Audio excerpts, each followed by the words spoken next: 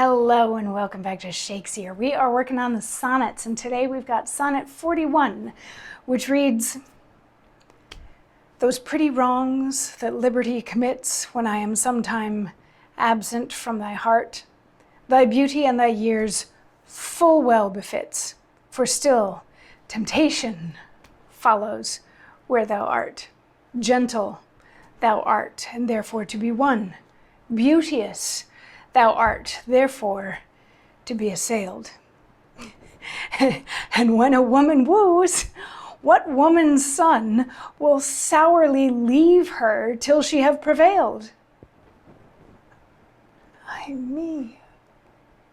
But yet thou mightst my seat forbear, and chide thy beauty and thy straying youth, who lead thee in their riot, even there where thou art forced to break a twofold truth, hers by thy beauty tempting her to thee, thine by thy beauty being false to me." So this is a bit of a continuation of what we learned yesterday in Sonnet 40 about how the fair youth has probably slept with the speaker's mistress, one of Shakespeare's other lovers. And Shakespeare is angry at the fair youth at this point for having done that. And in this particular sonnet, he starts out with, sort of okay, I get it. We're not together all the time, which was actually one of the previous sonnets, that they shouldn't be together all the time. But he's like, I get it. We're not together all the time, so of course you're going to stray, and of course you're going to sleep with other people, and you're gorgeous, and you're kind, and what woman wouldn't want to be with you? Like, there is a little smidge in there that makes it, that almost implicates Shakespeare's mistress in this whole thing too. He says, and when a woman woos, which would imply that she perhaps pursued the fair youth to some degree, and then the fair youth was powerless to say no to her because she's also, a woman, and men can't say no to women or whatever.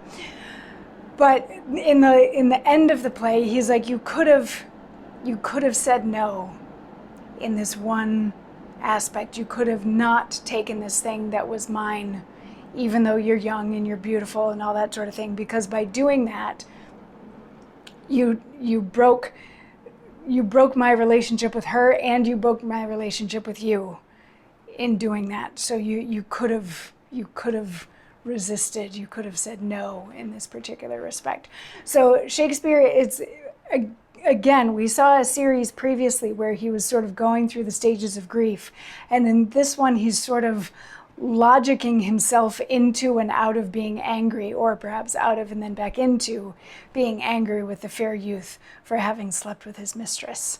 So we'll see where that all goes from here, see how long it's going to take him to logic himself back to acceptance and being in love with the fair youth.